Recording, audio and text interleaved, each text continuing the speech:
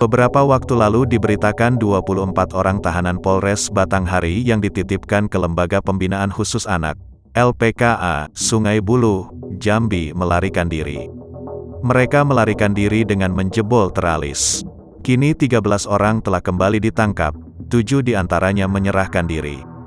Hal itu disampaikan oleh Kepala Bidang Humas Polda Jambi, Kombes Mulia Priyatno. 7 orang tersebut sebagian menyerahkan diri, sebagian lagi diserahkan oleh keluarganya. Dikutip dari Kompas.com, Rabu, tanggal 17 November tahun 2021, para tahanan tersebut kini sudah ditahan lagi di Rutan Polda Jambi.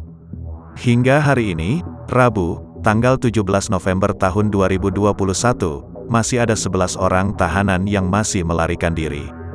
11 orang tersebut kini sedang dicari oleh tim gabungan dari Polda Jambi dan Polres Batanghari.